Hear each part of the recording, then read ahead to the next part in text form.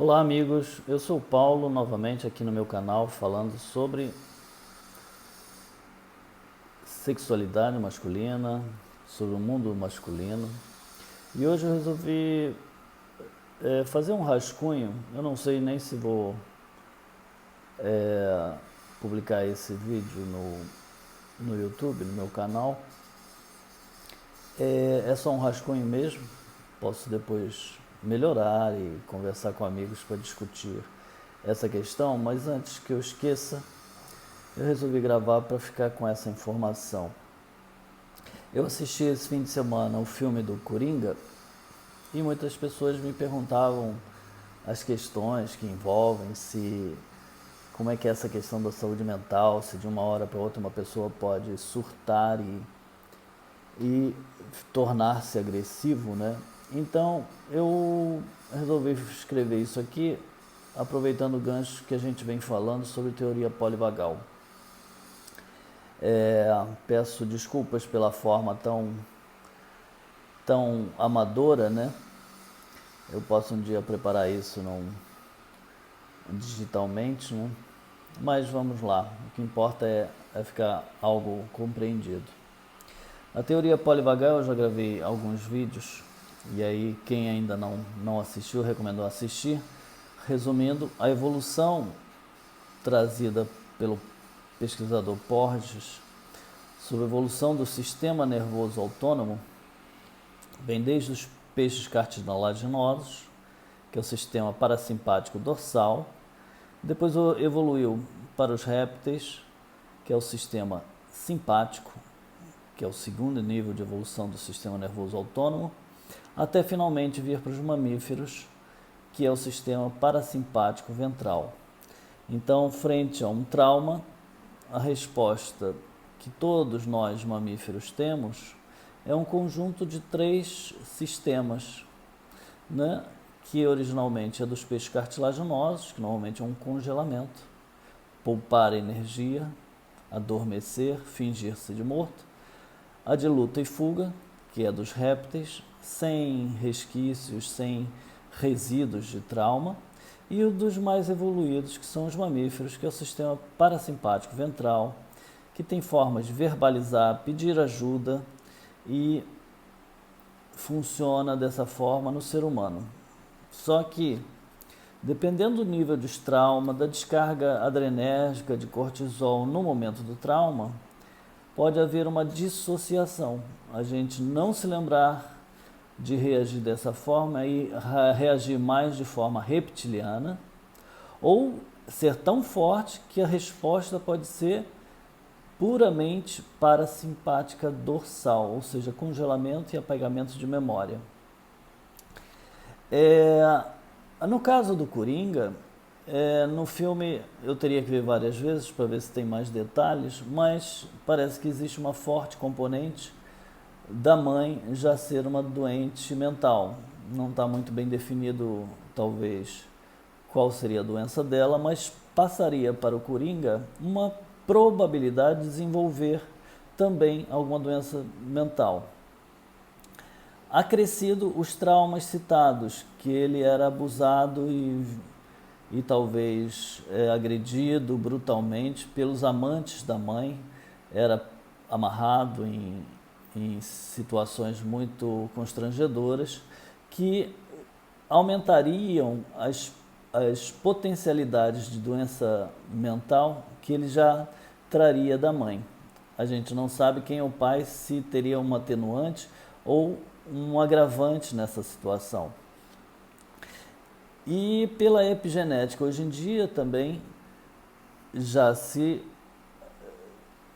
possibilita que traumas sofridos pela mãe ou anteriores da mãe ou ao pai poderiam também passar para esse Coringa, e ele teria tudo isso para reagir de uma forma dissociativa, não de uma forma calibrada aos traumas que ele vem sofrendo, principalmente na fase de criança. Então ele tem toda uma componente de, sofrendo trauma, potencializar as suas reações e sua forma de ficar traumatizado para a vida adulta, né? Então ele dissocia provavelmente o terceiro nível, o segundo nível, e fica na fase de congelamento e de apagamento de memória. Ele talvez ficasse sem saber e sem lembrar dos abusos da infância.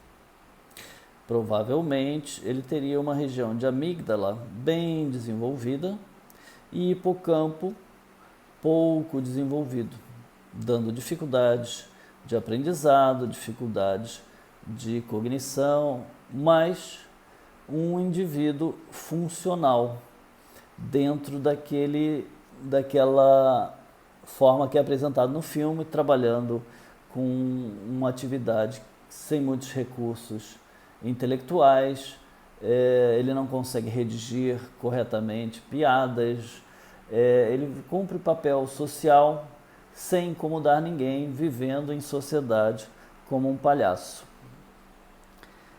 Então, revendo aquela curva de carga de trauma, chegando ao trauma e descarregando, no caso do Coringa, ele por alguma situação foi sofrendo abusos e ficou traumatizado, com resquícios e resíduos do trauma. Uma pessoa traumatizada, né? Uma pessoa traumatizada, além de alterações cerebrais, traz no corpo alterações de contração muscular pelas descargas hormonais ocorridas durante o trauma, seja a nível de diafragma, seja a nível de membros inferiores, superiores e demais musculaturas. Wilhelm Reich descreveu como couraça de caráter, né? Que seriam as defesas criadas pela criança para sobreviver no mundo. E isso é comum em todos nós. Cada um tem, provavelmente, algumas couraças que são as nossas defesas psicológicas representadas por essa armadura muscular, né? Acompanhado, não sei se regularmente, mas por uma assistente social e talvez por um psiquiatra, o que esse Coringa vivia funcionalmente à base de medicações que reduzissem a sua ansiedade, provavelmente um bloqueador cardíaco para evitar taquicardias em situações de perigo, diminuição de irritabilidade, para que essa pessoa conseguisse, mesmo traumatizada, ser funcional para a sociedade sem agredir ninguém, né? Ao haver a interrupção de medicação, que a gente também, eu não estou aqui questionando, nem sou psiquiatra, não estou questionando nenhuma medicação, mas esse vídeo é para leigos compreenderem melhor.